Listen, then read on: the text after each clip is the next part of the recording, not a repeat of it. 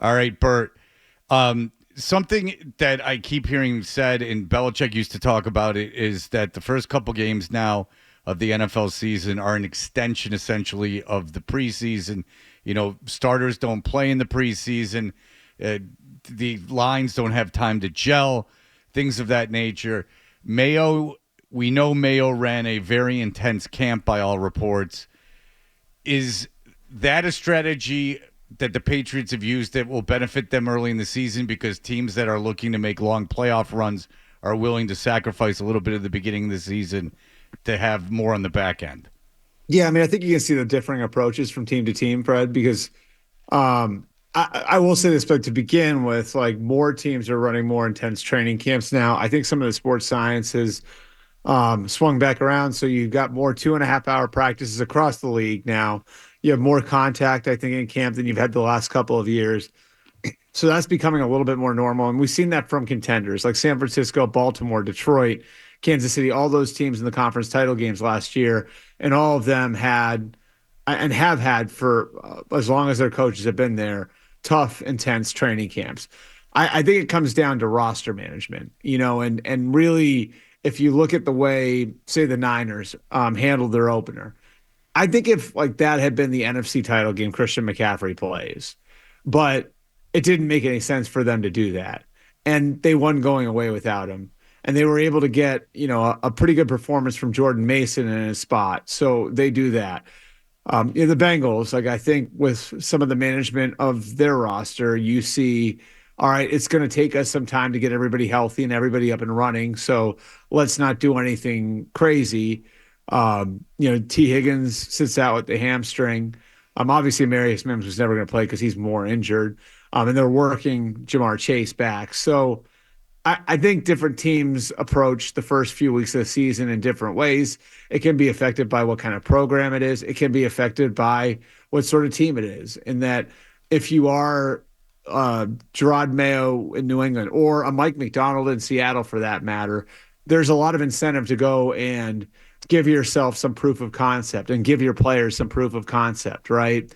In the opener and really show the opener. Whereas for some other teams, they're sort of managing the opener as part of a larger mosaic, which is, honestly, like the way, like you said, Bill used to do it when the Patriots were really riding high.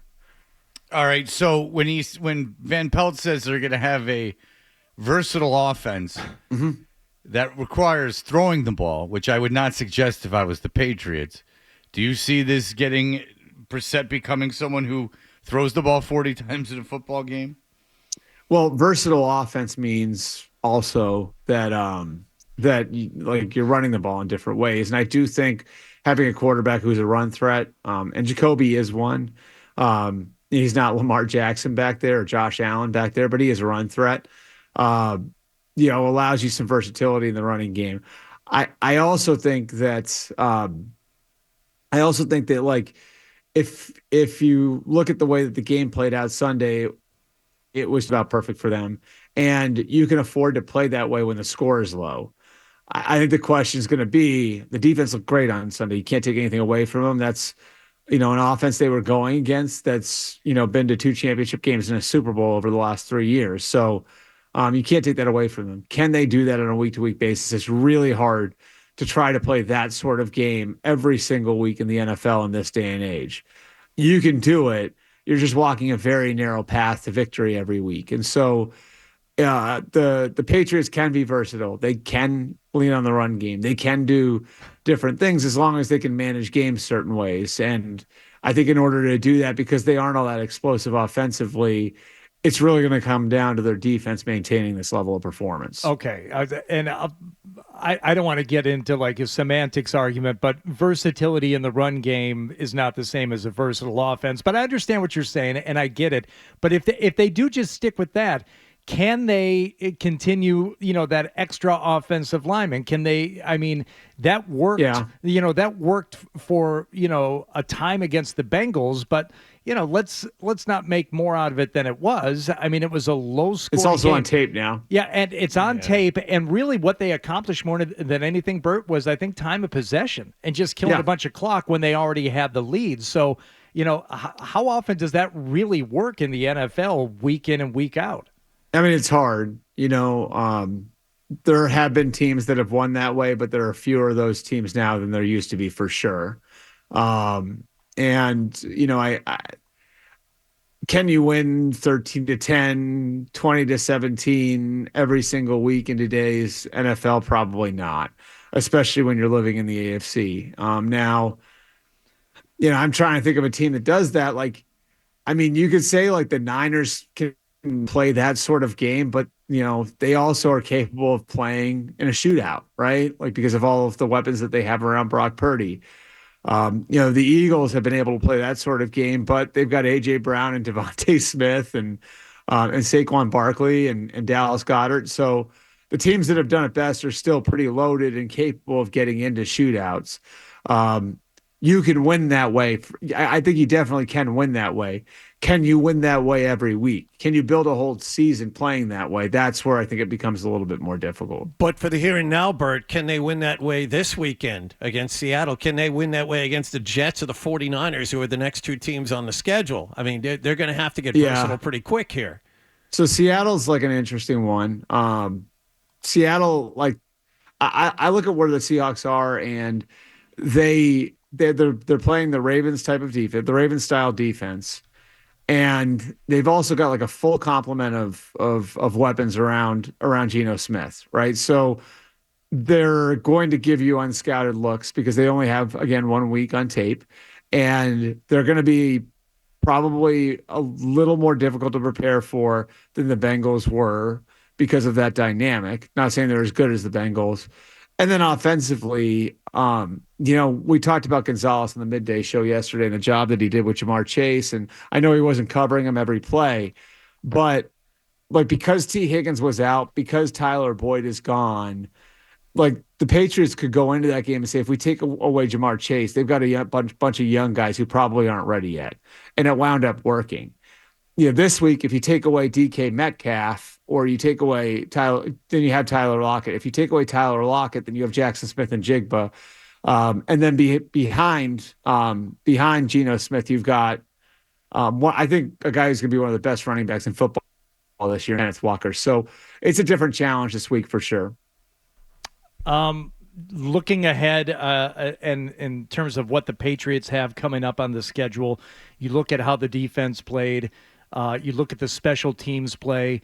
Do you see any kind of imbalance that they'd be able to exploit beyond Seattle? Because you know what people are talking about now, Bert. Oh, if you get to 1-0, there's a chance you get to 2-0, and now you have a chance to actually get well past that 4.5 win mark that a lot of people had them that were arguing back and forth at.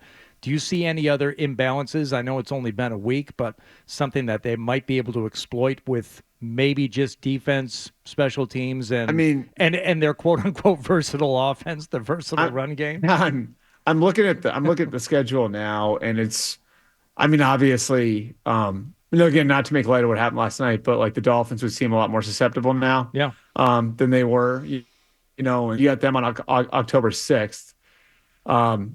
The Seahawks and Jets, like that's going to be an important game for the Jets. That's their home opener. I think the Seahawks, I don't think it's impossible they win that game. So if you get to 2-0, then you got the Jets. I think that's going to be a tough one. Then you go to San Francisco. I don't think you have much of a shot there. To me, like best case scenario, you're probably 2-2 going into that Dolphins game, and then maybe you get to 3-2, which I never thought I would be saying before the season. But the schedule does look, and based on the way they played and some of the things that have happened the first couple of weeks or the first week of the season, like you could see where they could at least make things interesting for a few weeks. Yeah, and that would be ideal. That's and you think it's important that they win in the beginning because of with Mayo establishing himself as a coach.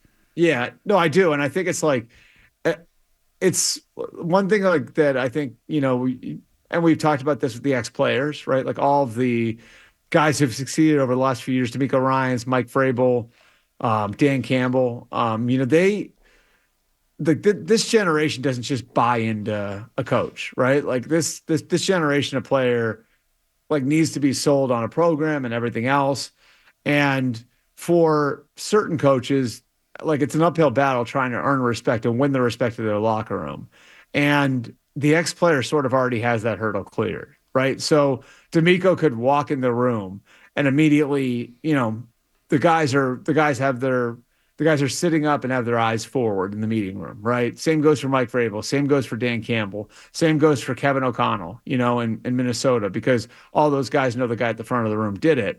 So I think Gerard had that from the beginning. The thing is, like after you get past that, right? Like, and after you get, like, when you get to the point where you're starting to have results, you have to show you know what you're doing, And I think that's like the difference between, say, D'Amico Ryans and Jeff Saturday when they got shots to be head coaches, right? So, like, I think having early success, and it doesn't even necessarily always have to come in the form of wins, but having early success, showing that the team is making progress, giving the guys individual wins, right? Like, because ultimately that's a big part of what this is all about too, is putting the guys in position to have individual success so they can all get paid. Like, that stuff is really important. And, Dan Campbell, that first year in Detroit, and you guys remember this, Hardy, I know you probably remember it well, like, there was a very vivid style of play that was being established even when they weren't winning. And you could tell that team was buying into what Dan was doing by the way they were playing. And I think you saw that from Gerard Mayo's team in the opener, that team was playing the style of football that Gerard wanted them to play. Yes. And that the effort and energy was there. Now sustain it. And being able to sustain it over a whole season is a challenge, of course. But I mean, man, like I think about what Dan Campbell did in Detroit and how impressive it was that, like, they kept playing the way that they were playing, despite the fact that they weren't, getting their results on the scoreboard. And it was because Dan Campbell's staff was giving each guy individual gains. So they stayed locked in because they knew they were making progress. All right. Breer is with us. You got to stay locked in, as the kid on Instagram Got to stay says. locked in. You got to stay locked in. He's from Boston. If you like that clip, and how could you not? Check out more videos from Toucher and Hardy here. Point slightly up and to the left. For more Patriots analysis and opinion, hit this playlist. Point slightly down and to the left. And for the latest from the Sports Hub, download at 985thesportshub.com.